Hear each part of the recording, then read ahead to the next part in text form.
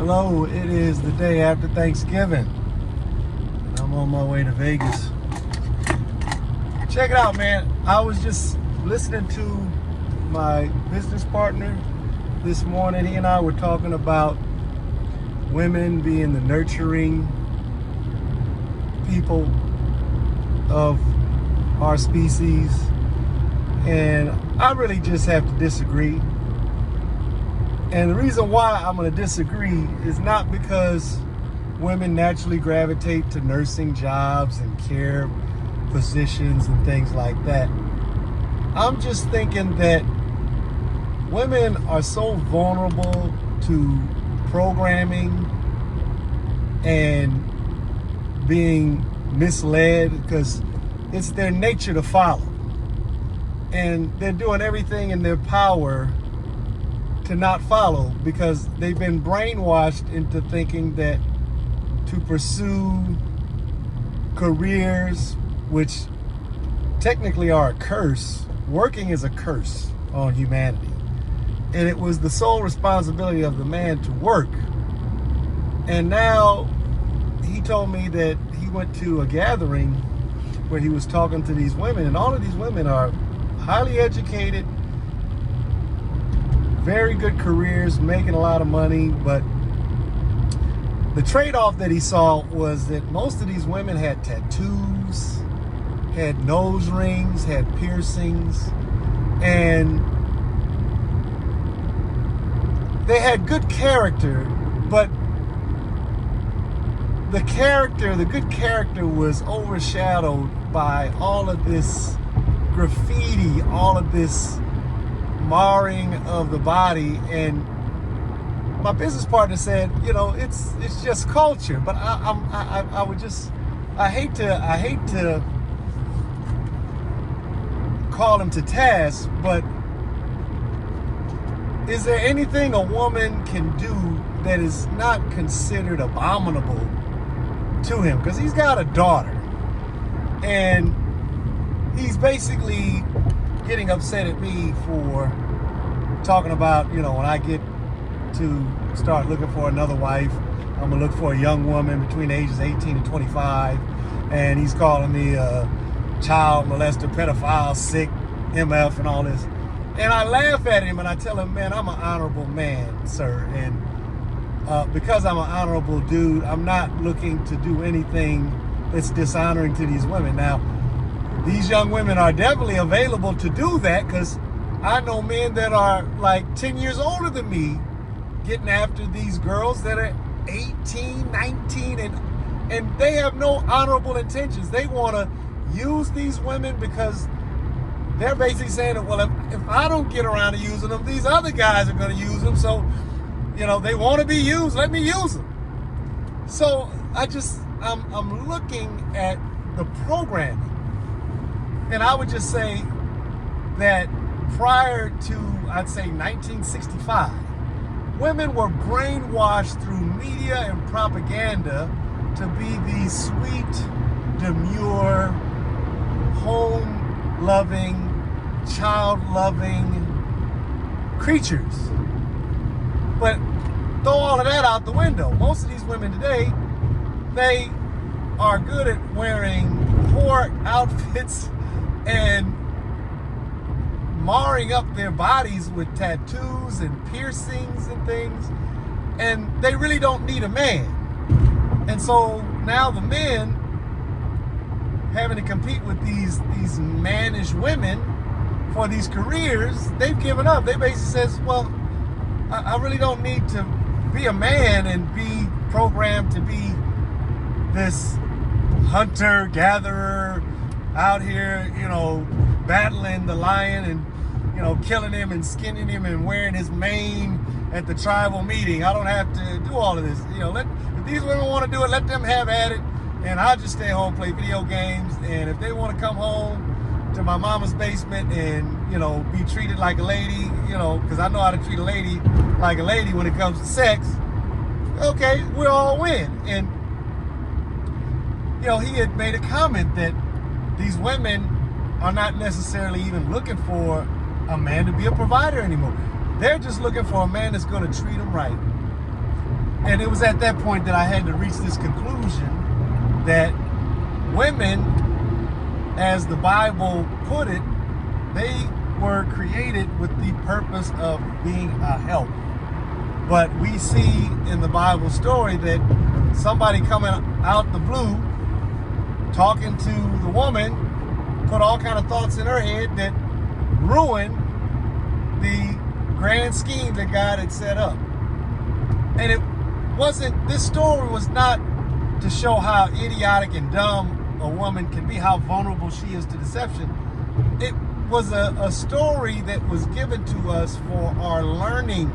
And it was given to women especially for their learning, so they could understand just how vulnerable you are, not just physically, but mentally, how vulnerable you are to being imprinted.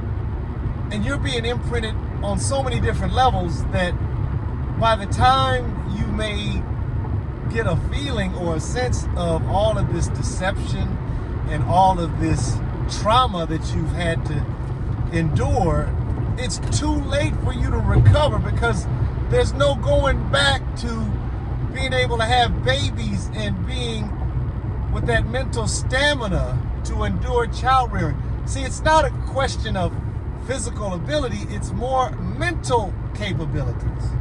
Because I know too many women now that are in their early to mid 20s that had children, and they were with a man that they knew in high school.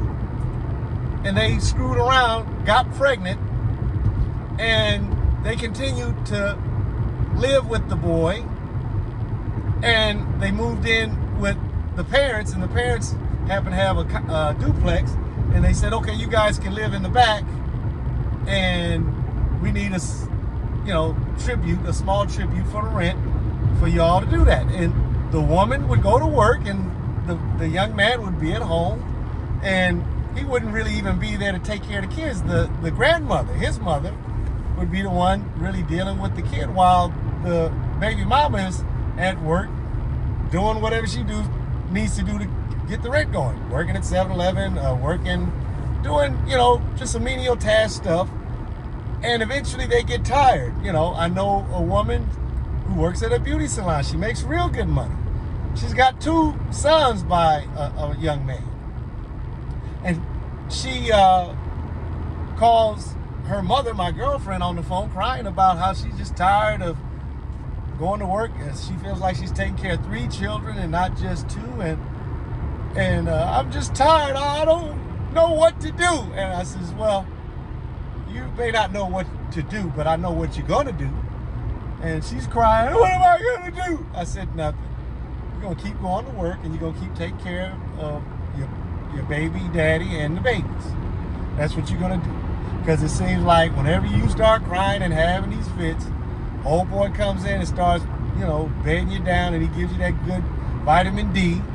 And once you get a good dose of that vitamin D and a couple of little kisses and hugs and on your back and on your neck, you'll be good. So, and I told my girlfriend, look forward to these calls on a regular basis. But listen, the only thing you need to do is just be a good listening ear and just let her purge.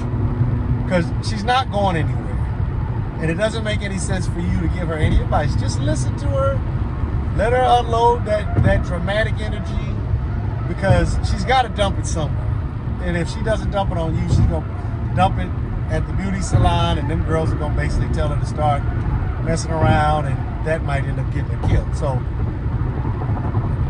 women are truly helpmates. And because they know they're not, they're very integral to the flourishing of the family, and they are more integral to their own survival in their latter years. But the integration of, or the value of their importance is going to be solely determined by what they do in their young years. If you get married in your young years and you end up cheating on your husband and you screw everything up, and then as you get older, you start getting fat, you start looking unattractive, and now all of a sudden your health's going bad, and now you need old boy to go get your medicine. he's not going to be so excited about going to get your medicine. He's going to be more excited about getting rid of you and getting a younger model that he doesn't have to worry about taking care of. In fact, she's going to be at the right age to take care of him when he needs somebody to go get his medicine. So it's on that kind of a level that you have to be able to forecast. And unfortunately, the last 3 generations of women are just totally unable to do that. And their girl power movements and all these women strong and independent, the irony of this strong and independent movement that they're doing really depends on men being stupid with their money and suckers. All of these Instagram models, OnlyFans women, they need a supply of thirsty, dumb, broke, hungry men that are willing to donate and give these women money to try to get their attention, which may add up to getting some affection, but for the most part, no, it's not, because for the millions of dollars or hundreds of thousands these women are going to make off you idiotic men, it's only going to embolden and encourage the rest of these dumb broads to follow right behind them, making the problem even worse. So men, we are our worst enemy in that there may be overlords above the mainstream public that are doing this just to make merchandise of most of us. But instead of us men really relying and depending on these women to wake up and get it together, we just need to pull the rug out from under them and stop giving them all of this free money that's emboldening them to believe that they don't need a man. So that's what I want to say, that women have been brainwashed and programmed just like during World War II. You know, what's her name? The Riveter, you know, had the programming of the women going to the manufacturing facilities to make all of the weapons for the war. And so after that, they needed women to want to be housewives and mothers, so they started programming them to wear the beautiful flowery dresses with the apron, and she's making apple pies and all of these things, and it worked, and it did a good job. But now they were saying, well, shoot, these women, they really don't need a man because most of the purchases are being made by women. So why don't we disconnect these women from the men and have them take over the lion's share of the workforce? Because, you know, the men, they make money, but they're not spending it, you know, and we're already fooling these men into continuing to marry these broads, and we're winning because we can split them up. And now the man he's a slave to provide for this woman that's gonna frivolously spend his money. She's not spending the money for the kids. She's not even thinking about saving a dime for the kids' welfare for the future. She's just gonna blow that money, and this all helps the economy. This helps the overlords. And that's what we need to see, folks. We need to see the deception for what it is and not be so dumb. But I would just say, at the time that I was a young man, to get married and have a family and to have society operate the way it was a win-win for everybody. The overlords, they were winning. The children were winning. Society was winning because the population was growing, and it was at least maintaining replacement rate. But now they dialed it up so much so that the women, they're making all the money, but they're not really spending it either. And even if they are spending the money, they're not replacing the children. They're still looking for higher, better men than themselves. But now, this new generation at this dinner, you know, my business partner, he's starting to see these women turn their eyes to just, because the men have just gotten just tired of looking and trying to even talk to these women. They're basically saying, you know, chuck it all. We're not going to even try to approach you broads. We're not going to look to get a house or anything. We're going to just hang out in our mother's basements and we'll just let y'all come to us. Whichever one y'all want to deal with, great. The rest of us will jerk off and we'll pay our little money for the porno and keep it pushing. So this is where we're going, folks. My thing is, if we go this direction, I just feel sad for the children, because who's going to be the nurturers? The men are not going to be the nurturers. The men are going to be at home drinking beer, spending their money, spending the woman's money, and they're going to give the woman that good deed, because that's really all they want, because they've been out in the streets getting all kind of different samples and stuff, so they're going to be looking to marry a man with some good deed, but ain't going to be no man wanting to marry him. But they're going to be men that'll be more than happy to treat them right long enough to give them some D and then move on to the next broad. You know, that's how it's going to be. And I would just say, if that's how it's going to be, you know, count me out. Count me out. And that's why I'm going to go to a whole nother land that has laws that are not so favorable or inclining women to want to divorce. This is what we need. We need to move into a society, and I think right now, countries like Laos, Cambodia, Thailand, the Philippines, all of these countries, they're very patriarchal, and they put everything to the advantage of the men, and rightfully so, because it's the men. They're the ones that are the breadwinners. They're the ones that are the protectors and providers. And the women don't mind lining up with just being the homemaker there. Most of the women that don't want to be homemakers, they living in the cities in these countries. And they're the ones that, when the passport bros get off the plane, they're the ones that are at the prostitute spots. They're at the bars. You know, those are the places where you don't want to go if you're looking for a traditional woman to take as a wife, because none of those women have the same mental understanding as women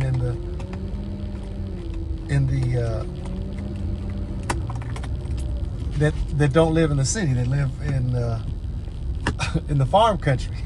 I keep in the provinces.